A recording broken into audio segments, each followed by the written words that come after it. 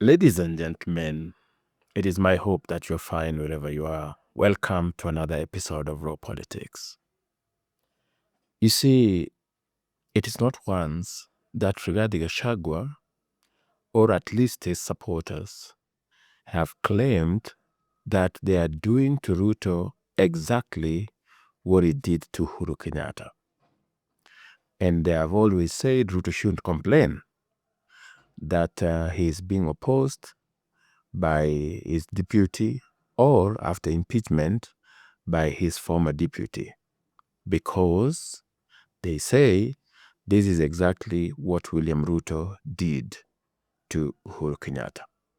So before we move into the lesson Rigathi Gachagua should learn from William Ruto, let us look at what actually happened between William Ruto and Uhuru Kenyatta, and then compare it with what happened between Rigathi Gachagua and, of course, William Ruto. Let's begin with William Ruto and Uhuru Kenyatta. These two men, for those of you who don't know, were good friends before they contested in 2013. Uhuru Kenyatta, if you remember, had contested in 2002.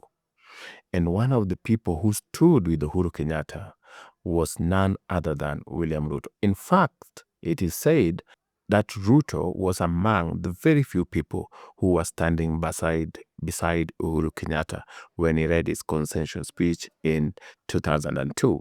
So these people came a long way. They were friends, at least at personal level. But things changed in 2015 when the pressure from the Mois was so much on the Kenyattas to return the favor. And what do I mean by return the favor? Remember, it is Moi who picked Uhuru Kenyatta and made him politically viable. Not that Uhuru Kenyatta was not viable in other ways, but politically he was a nobody. It is President Moi who picked Uhuru Kenyatta, nominated him to parliament and made him a minister. And of course, later endorsed him to be the presidential candidate who went against Kibaki.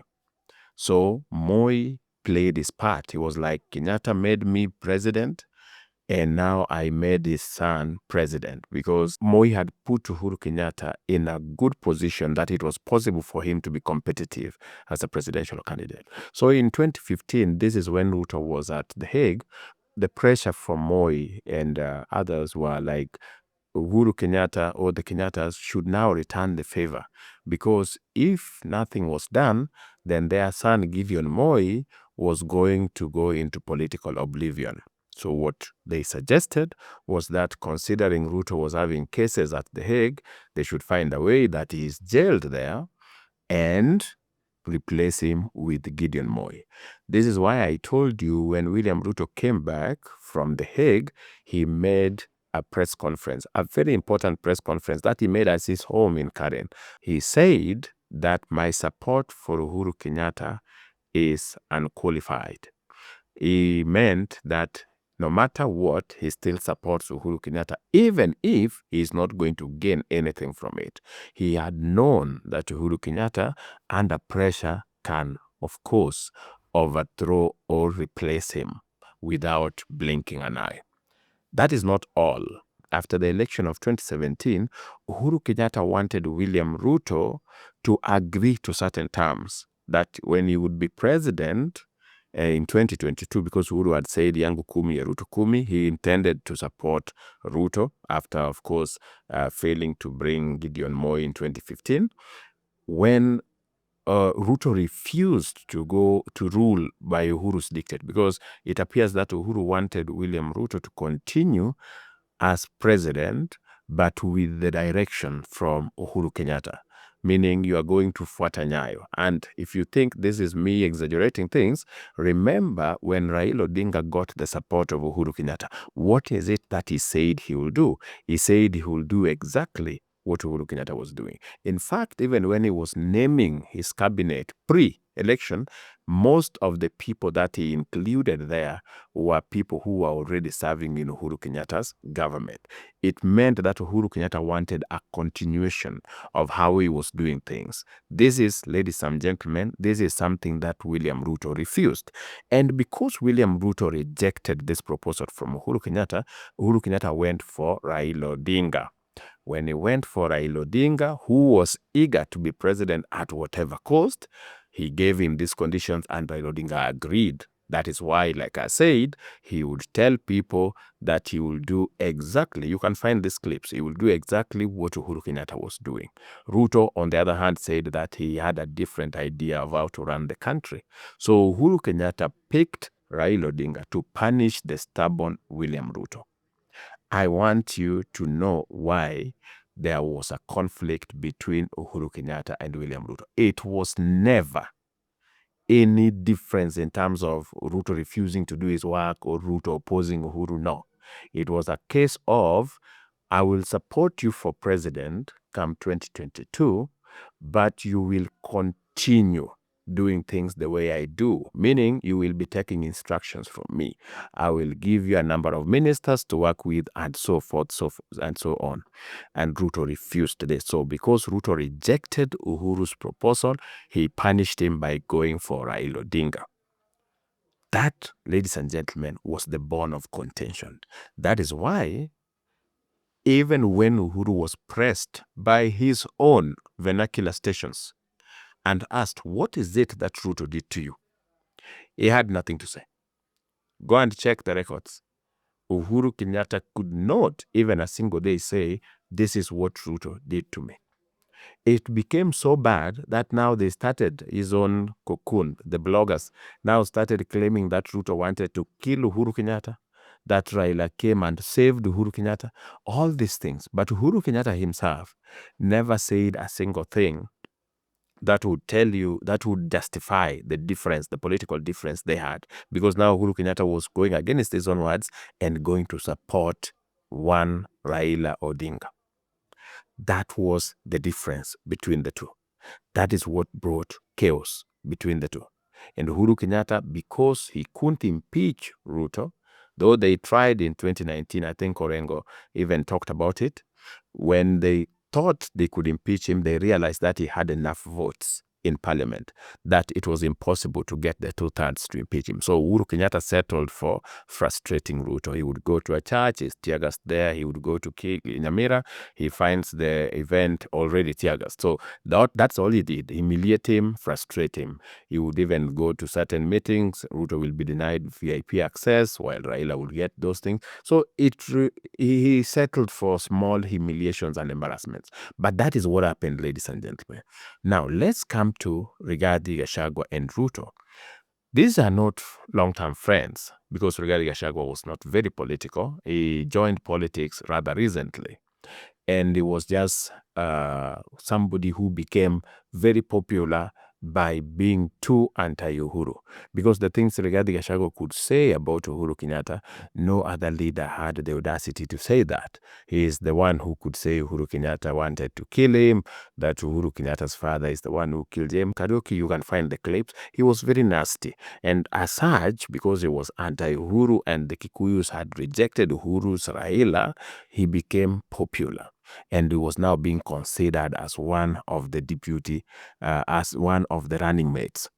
However, Kindiki still won against him in the in the votes at Karen.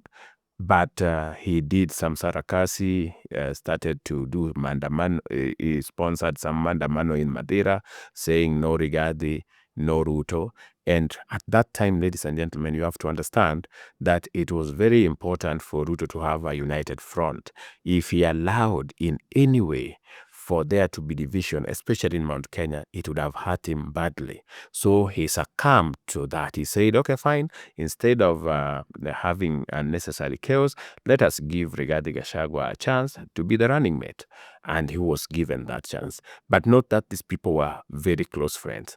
What happened is, because Rigathi came into that government with the belief that he could bully Ruto. That is what brought the problem. He saw that he could organize a small drama and it would get him the running mate position. So when he got into government with that mentality that he was not only Ruto's equal, but that he was better than Ruto. And William Ruto persevered with him, actually tolerated his arrogance and other things until it was no longer tenable, because then Rigathi now started opposing government policies. Opposing government policies as the deputy president is very dangerous, and here is why. Ruto promised that he will never allow his deputy to be dependent on the moods of the president. So he came up with Executive Order number 1. And in that executive order, ladies and gentlemen, William Ruto made the deputy president, the office of the deputy president, a very powerful office with at least 2 permanent principal secretaries. It is a very powerful office. The principal secretary in charge of devolution is there, and the principal secretary in charge of cabinet affairs is also in the office of the deputy president, who was also made the chair of all cabinet subcommittees. And this is what that means, that any time a paper reaches the cabinet, it has to pass through the committees. And those committees, all of them, be they health committee, cabinet has several committees, all of those committees were being chaired by Rigathi Gachagua, by the deputy president. So if you have a deputy president who is now openly opposing the government policies, then you are in danger. And that is why he was impeached. So you see, you have 2 cases with Uhuru and Ruto. The difference is Uhuru wants Ruto to be president come 2022, but under his control. And Ruto is like, no, I want to be my own man. I want to be judged by what I've achieved. With Rigathi, it is the issue of, I am too powerful than the president. I know better than the president. I will do things the way I want, and there is nothing the president can do or tell me. So this is a case of arrogance. The other one is a case of betrayal. I believe that makes sense. I walked you through this so that you understand that it is not the same thing as the Rigathi teams claim, that what they are serving Ruto is what he served Uhuru Kenyatta. Even, by the way, ladies and gentlemen, even when Ruto was being humiliated, it is impossible to find where he insulted Uhuru Kenyatta. Not a single day. He never insulted Uhuru Kenyatta. He never called Uhuru Kenyatta a thief, a murderer, all this name. Never. There is no record of that. Why? Because he knew why they differed. They differed because Uhuru Kenyatta wanted to control him into his presidency. On the other hand, Rigathi Gachagua is insulting Ruto from morning to evening. And the reason as to why he's doing that comfortably is because he did not consider Ruto his leader to begin with. He believed they were equals, or that at least he was better than William Ruto. Now, you know the differences between the 2. Let us now jump into the one lesson that Rigathi Gachagua should learn from Ruto, now that he has decided this is the route he is going.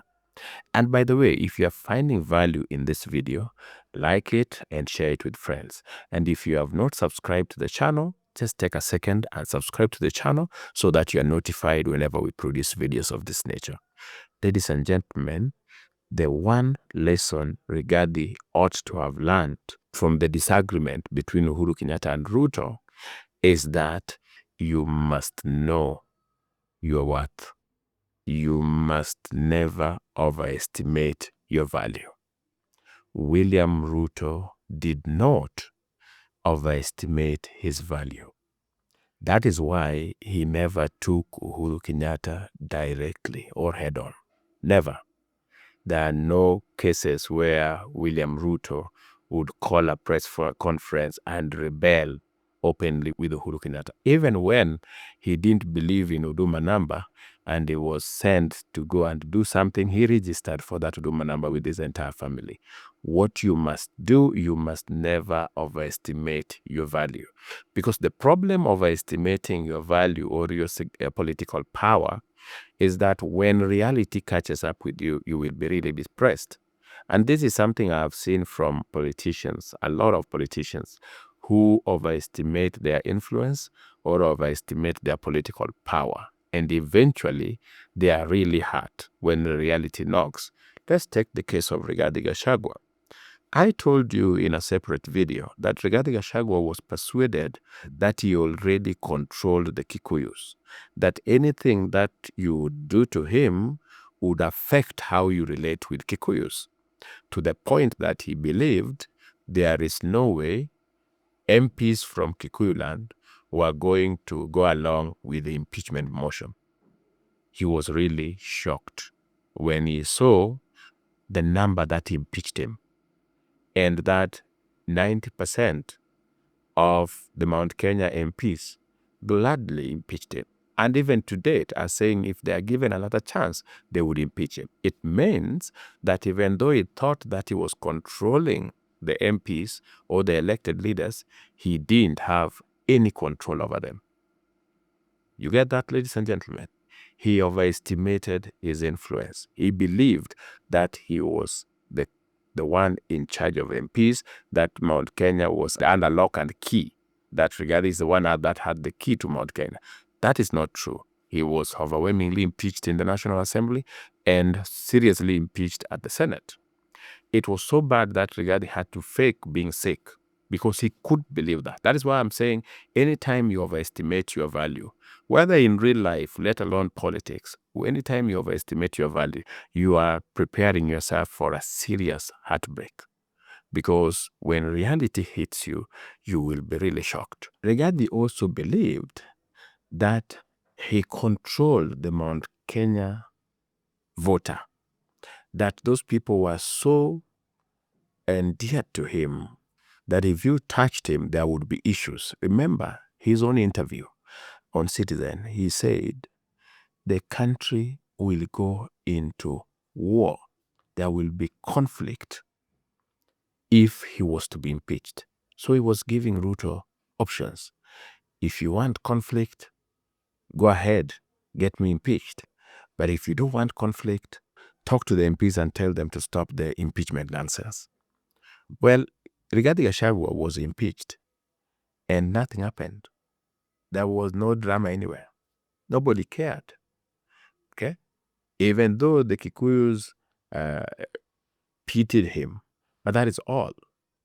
There was no conflict in Rift Valley, as he said. There were no dramas or demos anywhere. So he overestimated his value. He thought that he was as popular as Ruto was when Ruto had differed with Uhuru Kenyatta. Because you see, in the case of Ruto, he controlled the MPs and he had a constituency of his own. Yes, he controlled the MPs. Whether they were from Mount Kenya or from Rift Valley, Ruto had over 140 MPs in his basket. That made it very impossible for him to be impeached. Because I tell you, he would have also been impeached the way Rigathi was impeached. But Rigathi overestimated his value. He believed that the MPs would listen to him. He is the foremost Mount Kenya leader. There is no way another person can try and go against him because the consequences are dire.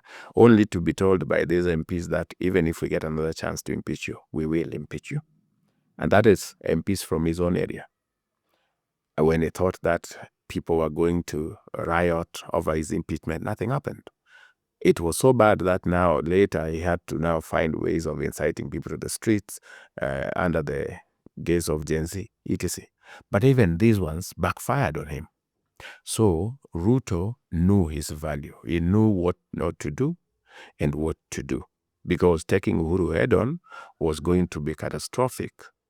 Yes, a sitting president is very powerful. He controls the state machinery. If the state decide to frustrate you, life becomes very difficult everywhere in the world. When the state is on your neck and they want to frustrate you, it becomes difficult. So Ruto said, let me handle the humiliations that I'm getting here and there, but never am I going to attack Uhuru Kenyatta. It worked so well for him that the people of Mount Kenya, the people from where Uhuru was coming, felt like, okay, this guy is the victim. He is being persecuted. He never says anything. He has never attacked Uhuru. So Uhuru became the villain, and people felt like we needed to reward William Ruto for being a good person. He stood with our son, voted for him, campaigned for him. Now our son has betrayed him, but he's not uttering a word. On the other hand, Rigathi is doing the opposite. He doesn't have the political power that Ruto had. He doesn't have the political influence that Ruto had, but he behaves as if he has more, that is more popular than William Ruto. Just as a recap, ladies and gentlemen, the biggest lesson Rigathi Gachagua can learn and pick from William Ruto's tribulation is that you should never overestimate your political value or influence. And that, ladies and gentlemen, is what is going to bring Rigathi Gachagua down, because he believes he is somebody he is not. You've even seen him going to the US expecting that things are going to go extremely well, only for the things to flop and him to come back. Today, he is announcing that he will get the mother of all reception at the airport, and that he will then now move to Kamkunji and address a sea of humanity. We wait to see, but I can tell you there might be disappointment that even if the police doesn't interfere, they can just stage manage something after seeing there will be no people. Regarding Gashagua's influence and effect is just within Mount Kenya, and it is purely based on the fact that he is communicating what the Kikuyu masses want him to say. Ladies and gentlemen, I hope you found value in this video. If you did, let me know in the comment section. Let us engage. And if you have not subscribed, take a second, subscribe. Otherwise, like the video and share it with friends. In case you want to know why Rigathi Gachagua cut short his trip in the United States, watch this video.